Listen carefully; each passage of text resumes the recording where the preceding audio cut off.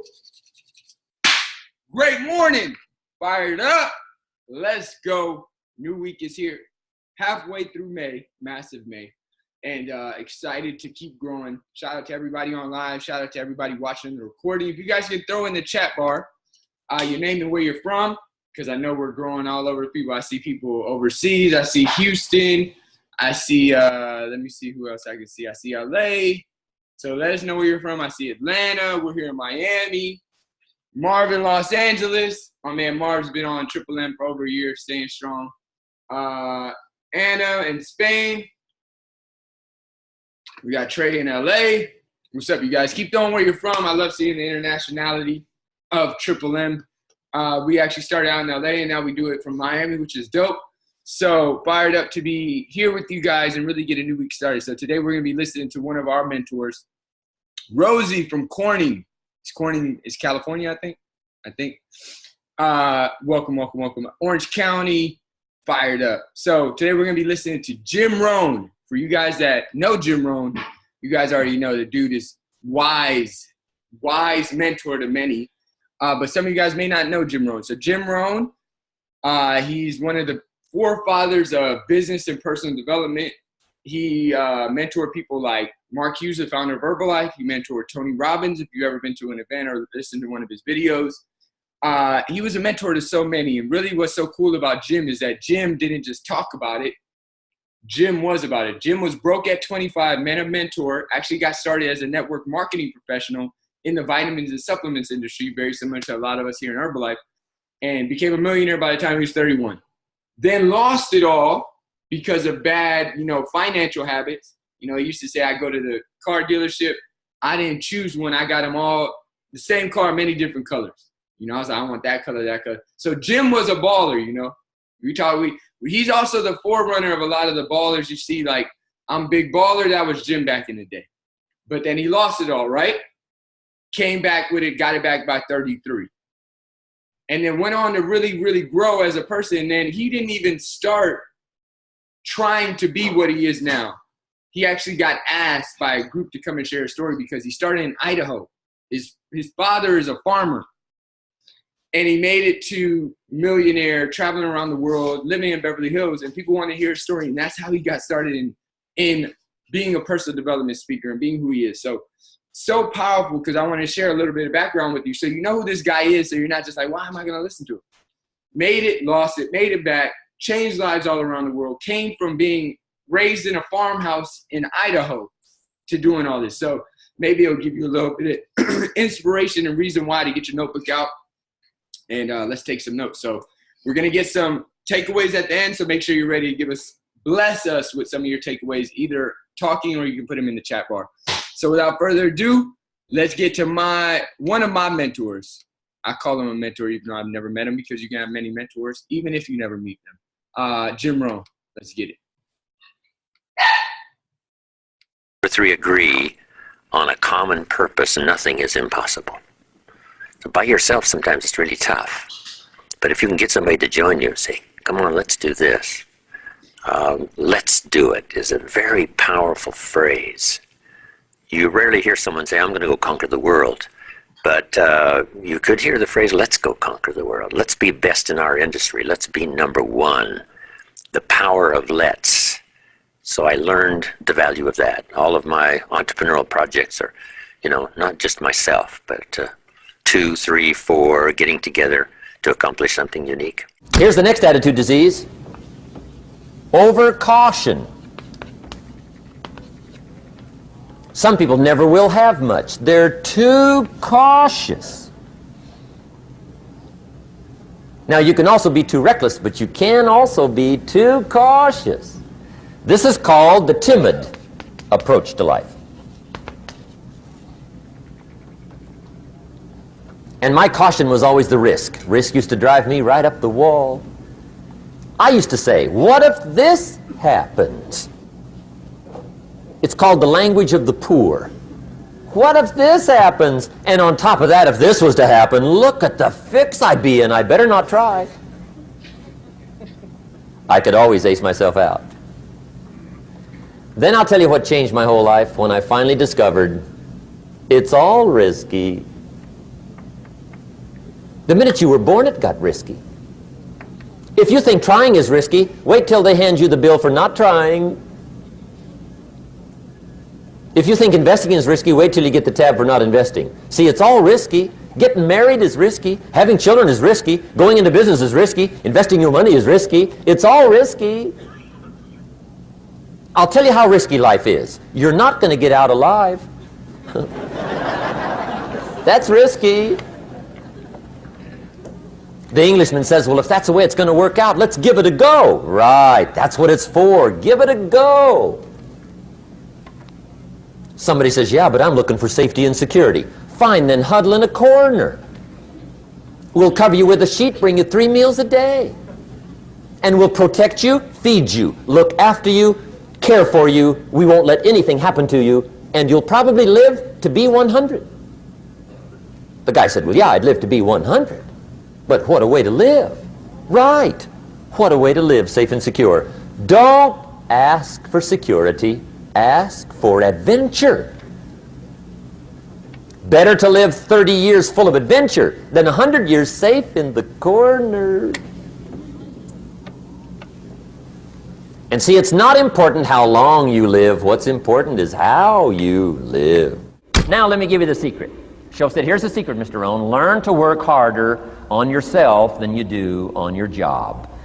Once I got that, it turned my life around. Learn to work harder on yourself than you do on your job.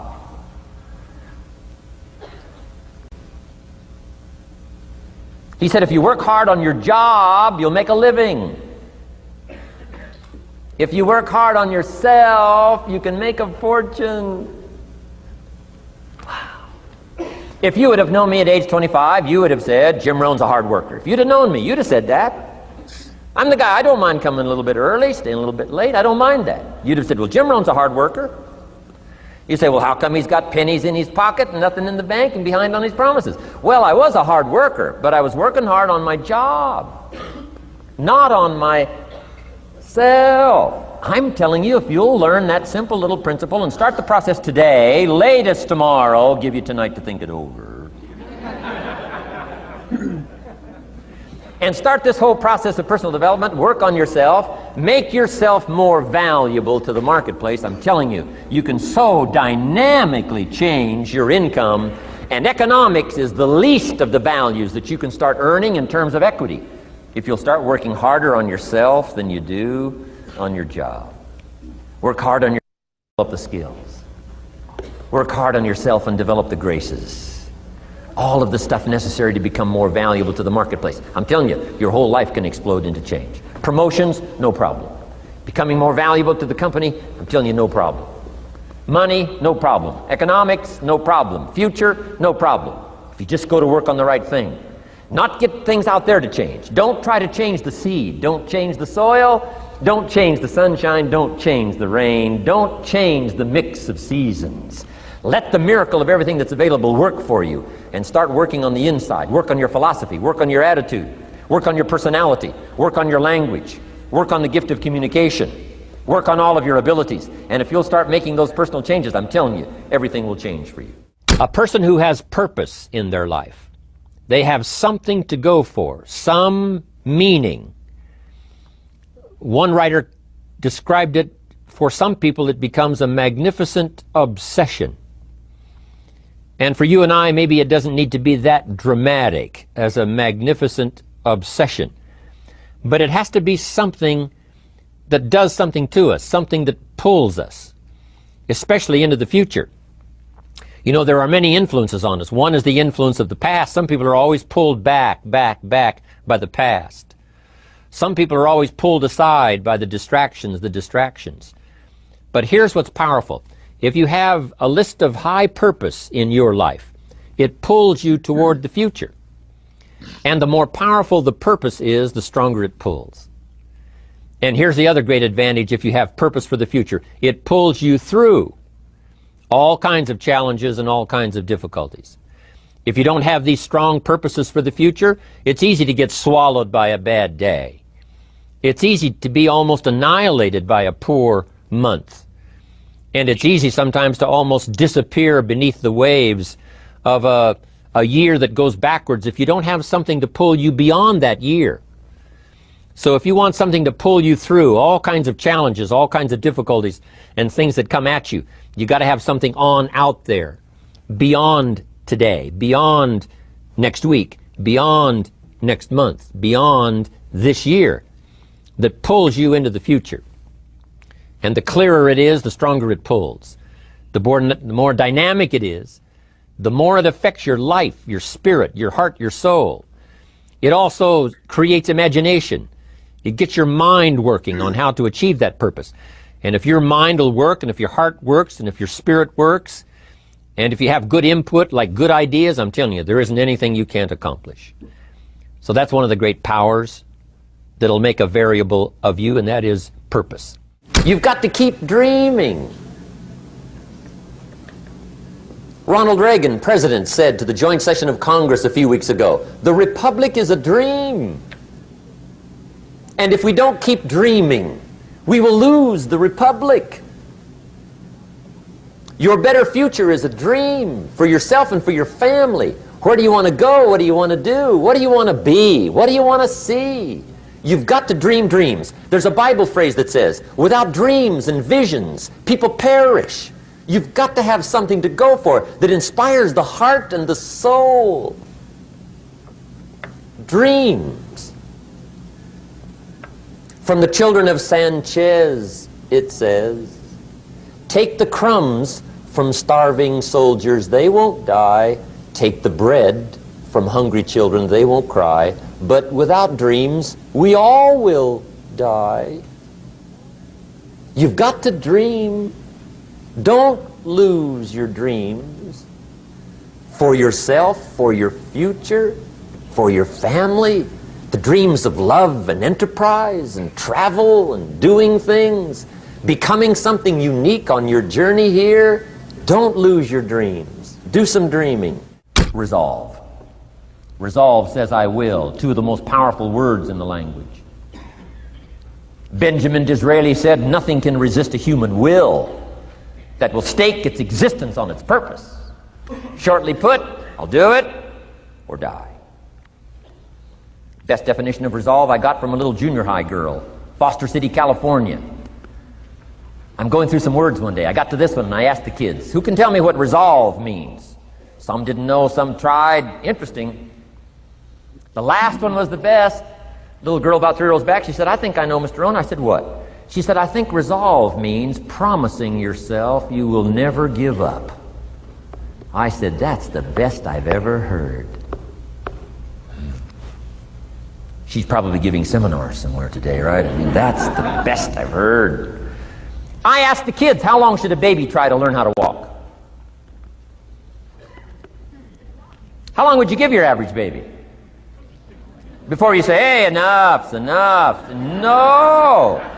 Any mother in the world would say, "You're crazy. My baby is going to keep trying," what? Until. What a magic word. I want you to write it down. Until.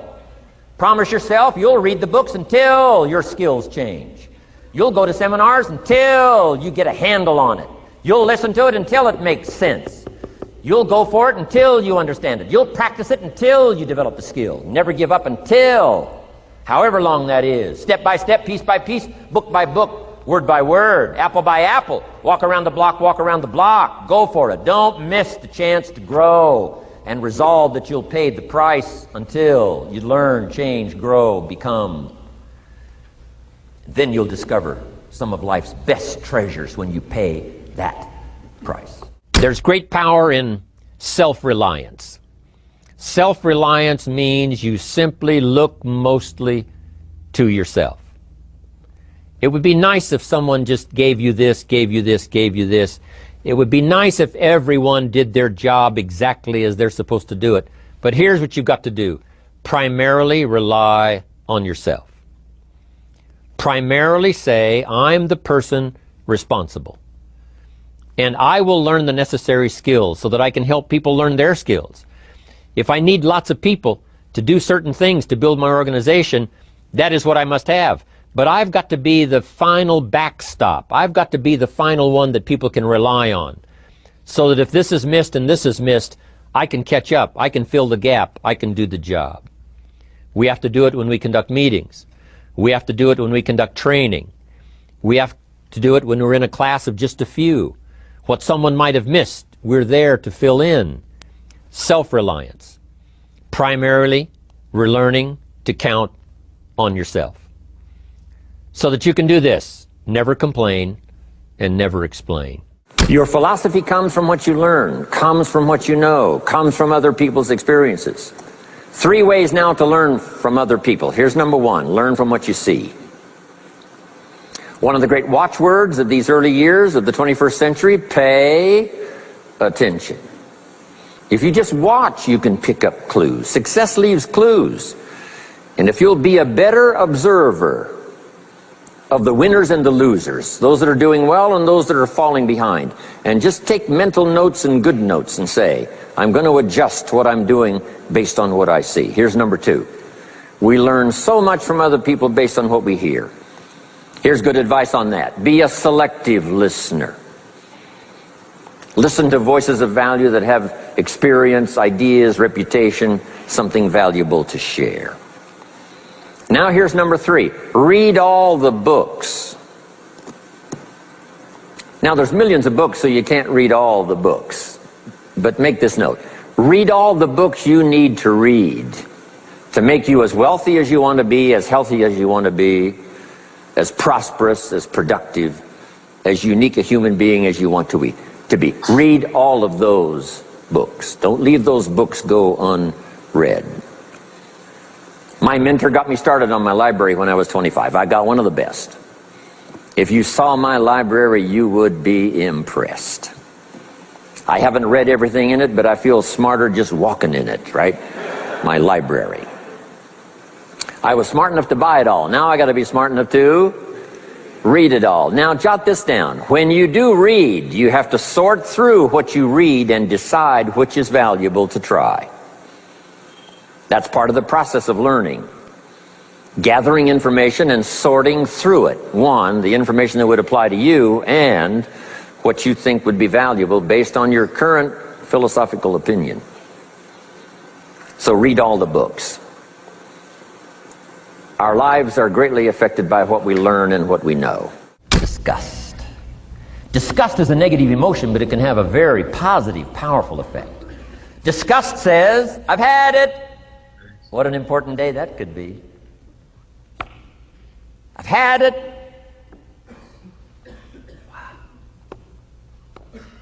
I met a beautiful, powerful, accomplished executive lady in New York. The company invited me to come in. This lady was a vice president, extraordinary lady. I got to know her and I found out her story. I said, how did you get here? Big income. And she never went to college, never went to university. I said, how did you get here? Executive, powerful, income. She said, well, let me tell you part of the scenario.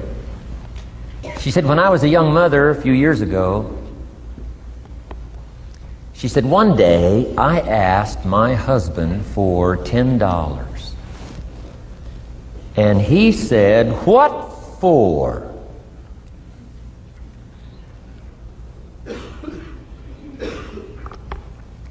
She said, before that day was over, I decided I would never, ever ask again.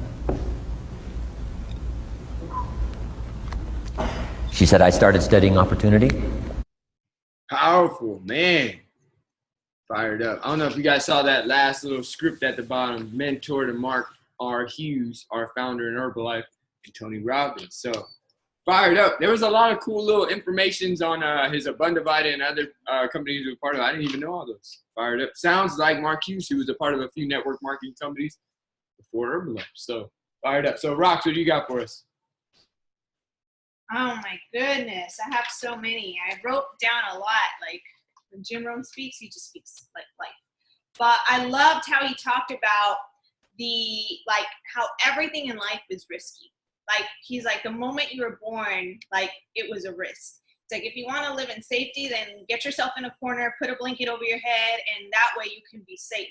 But if you can understand that life and everything that we do is risky, then you could take on more things. You could take on more opportunity, because like whether you do or whether you don't, it's going to be risky. Said there's always going to be a price that you pay. There's going to be a price for going for your goals. And when you go for your goals, there's going to be sacrifices. There's going to be times where things are not going to go as planned. You're going to have your downs. Like all of that is going to be a risk. But then again, if you say to yourself, well, I'm not going to go for my goals and dreams because X, Y, Z. And if you don't go for them, then there's going to be that risk of not living the life that you want, of having to like live where you have to, not where you want to, of having to drive what you can afford versus exactly what you really want to. It's going to be that kind of risk. And he said, the language of the poor is what if. And for me, it's like one of the things, if you can always remember anytime that your like little voice starts to speak, and if there is that little voice, be like, do I want to chase that voice and live in the what ifs? So I really love that. And I love how he talked about having a purpose. He said a purpose like will lead to like almost an obsession, because if you don't have purpose, again, it goes back to the minute things get hard, the minute that things don't go your way, the minute that like you begin to start like encountering some challenges on the journey of wherever it is that you're choosing to go, you're gonna quit. And it's gonna be so easy to quit because you don't have enough, like a big enough purpose to lead you and to pull you towards the future. Because he said, if you have a purpose that's bigger than you, if you have this thing that's just like so big that you want to accomplish, that's going to be the thing that gets you through the hard days, the no's, the this, the that, whatever it is. So just really being crystal clear on why you do what you do and what's the purpose behind why you do what you do. So those are like my two big takeaways. I have more, but I'll leave it there. Nice. Leaving some for the rest of us. Thank you. Yeah, awesome. A couple of my big takeaways are never give up. You know, when he talked about how long will a mom let the baby work on walking? And he said, okay, it's enough. The baby's done. Like after a year, they don't got it. Too bad. It's like, no, it's until. And I feel like so many people, for me, what always kept us going inside of our entrepreneurial, endeavors was, it wasn't just about the money. Really being an entrepreneur for us was about the freedom. Like, I don't know about you guys, but the first time I got a boss telling me what to do, I knew in my soul that I didn't want that for long. I had an internship in grad school where I couldn't even sit down and look at the computer about things about student loan debt when there was nothing to do. Like, those times you had a job and there's nothing to do and they still want you to look busy? The director who was like my supervisor there, reported me to my school. And there was nothing to do, no patience, no nothing. I was in physical therapy school. I was looking up just something because I heard about a loan repayment because I'm going to have a lot of student loans. Wrote me up. And she said, even if there's nothing to do, you need to look busy. Damn. And I remember there was like a burn in my stomach. I'm paying for school at this point to intern. So I'm already a little upset. A lot of money too. And this girl who's not much older than me, who I can tell is just a little upset with life, has power over me. And it was like I feel it right now, like comes in my stomach. I was like, I can't live like this for the rest of my life. And there's so many people that work 20, 30, 40, 50, 70 years with a boss telling them what to do. What time they got to wake up every day. What you got to do for 8 hours out of your day. Where you can go. When you can go on vacation. What time you got to come back from lunch. When you can go to the bathroom. That is what I call lack of freedom. So when I saw the opportunity, and Roxy and I were already looking for it, it wasn't about the money, you guys. It was about the freedom. And then it became for me and Roxy through the tough times, how hard are we willing to fight? How many things are we willing to endure for freedom? Because would it be so bad to get your freedom after 5 years, to get your freedom after 10 years, to get your freedom after 20 years? It doesn't matter. It's like until. It's never okay to not have your freedom. But if you're in a job where you're told what you have to do, what does Steve Jobs say? You got to do something you love because your work is going to take a major part of your life. Like you're going to work for a major chunk of your life. And if you're just giving your part of your life to make for some bills, you're giving up life. You're giving up freedom. So really it's about until, and I see so many people quit on themselves because it gets hard. It's like, yo, this is for your freedom. What, you thought it was going to be easy? You thought it was going to be easy to live how you want? Don't you think there'd be you guys, there's people in this world that have to go to a factory for 10 hours a day and sit and do little sewing things for pennies on the hour. And if you were to tell them about freedom, they'd be on it. But so many of us get lulled into thinking, oh, we got it good, or that's just the way it is. And it's not the way it is, you guys. Think about for the long term of human existence, how long 9 to 5s, or now really it's 8 to 5, which is sad. If people accept 8 to 5 now, have been around. It's been like the last 50 to 70 years. So what you guys and what we've been taught is normal is actually not normal. It was not always that Monday through Friday, you're going to be here at 8, you're going to work till 5. That's new. It was an experiment. But we've been taught that that's the way to go, so you just give up that part of your life. You think kings and queens in the past were like, I'm going to go do that? No, kings and queens were like, yo, I'm going to do what I want today. I'm going to go create. I'm going to go expand. I'm going to go serve. And we've been taught to think like, I'm going to go work. You got to do your freedom until when it gets tough. Like we had some team here from out of town, and they were like, what? Can you give us one thing that's really going to help? I said, I'll give you one thing. This is it. Why do you do Herbalife? Why did you just fly out here? Why are you going to keep going? Because did you hear what Jim Rohn said? He said, if you don't have that why you're going to do it, a tough day can knock you off course. A tough month can almost kill you. A tough year can almost swallow you under the waves. Roxy and I have had tough years 4 years in a row. And it would have been so easy to get swallowed by some waves, but if it's for freedom, it don't care if it was 10 years. Something like that is worth any amount of time that you have to pay. Any amount of time. You know why? Because how could you live with yourself having given up on yourself? That's really what you got to ask yourself. Last week, we're out there doing sprints on the sand. We look up, our camera bag is gone. Some of you guys might have seen it on social media. Our camera bag gone. There's $3,000 worth of stuff in there. Both of our iPhone X's, our camera, and 2 lenses. We start booking everywhere because we're like, it can't be in that long since somebody took it. Roxy said she saw a lady kind of walk by. Couldn't have been that long since somebody took it. So we start running in separate directions because we got to find her. Dead heat overhead. It's about 90 degrees. We just got done working out. 90 degrees. We're running. I run about 20 blocks this way because I'm like, she couldn't have got that far. And I tell you guys, this is what was going through my head the whole time. This is a mind pattern that you have to take on. We're not going upstairs until this freaking bag is back in our hand. Because if I would have stopped running, I ran the whole time. If I would have stopped running in my head, I would have told myself, it's okay that that bag is gone. It's okay. I give up. And thank God we found it when we did, because I probably would have been running till like 5 p.m. And we were working out at like 12, 11. Roxy found it. Good job, babe. But that's the mentality you got to have. It's like until. Because the minute you stop running for us, stop pushing for your dreams, you're telling yourself it's okay for me to live like this. It's okay for me to live not free. It's okay for me to live on somebody else's design. And that, I'm telling you guys, that can't be okay with you. It can't be okay with you. In your stomach, it can't be okay with you. And then you've got the vehicle. Now, I can understand if you've never been exposed to the vehicle, you're like, well, I don't have any idea about it. You've been exposed to a vehicle. You've got to not be okay with giving up on it. Because you're not giving. This is what I tell people, and this is my last point. And because I'm pointing this because we got a lot of Herbalife distributors on or clients. Whatever one you take this as, take it as. Don't stop Herbalife.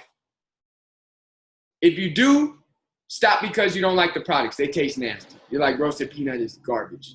You'd probably be considered crazy. I just got 10 of them. They're fire. But stop because you think the products are nasty. Stop because you think they don't work. Or stop because you think the business opportunity, the marketing plan doesn't work. Don't stop because it's hard. Because if you stop because it's hard, you're not quitting on Herbalife, you're quitting on yourself. Because you take yourself with you to the next thing. When it gets hard in your relationship, guess what? It's not the relationship that's hard, you're going to quit. When you go into another job or another thing you want to start, when that gets hard, you're going to quit. When you go through a challenge in life, you lose a loved one, you lose some money, finances get tough, you're going to quit. Why? Because you, the quitter, is what left, not the thing. There's people getting crazy results on the product, so you know the product's works. #1 meal replacement in the world, so you know it tastes good and it works. And people are flying up the marketing plan, so you know the opportunity in the business portion of Herbalife works. What's the factor is you. So you leave, you take you with you to the next thing. You got to work on this, not that. Remember what Jim Rohn said, don't work on the stuff out there. You got to work on it in here. But if you leave because you're a quitter, you take quitter with you. And that's got to not be all right on you because you're quitting on yourself. You got to get clear. You're not quitting on the thing. You're quitting on yourself. That's what people, they get mistaken. They're like, oh, man, Herbalife got hard or Herbalife wasn't working. No. You quit, not Herbalife. Herbalife going to ship the canister every time you put send. Every time you do the work, Herbalife is going to bring the check. You quit. Nobody else. And that's what's so hard for people to understand because they've been so conditioned to just go work, to get the minimum amount for what they do and then not get any part of the profit. In that game, you already lost.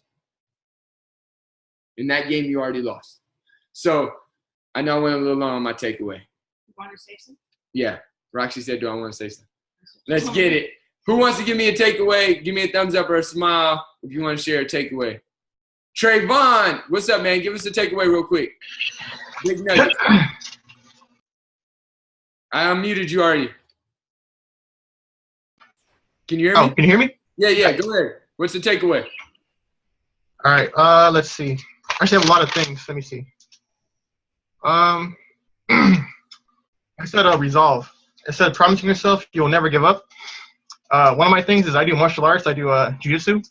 And like on an everyday basis, we're put on a situation where we have to kind of survive in a training situation. So imagine someone's on top of you, holding you down. You have to actually get up using technique and leverage.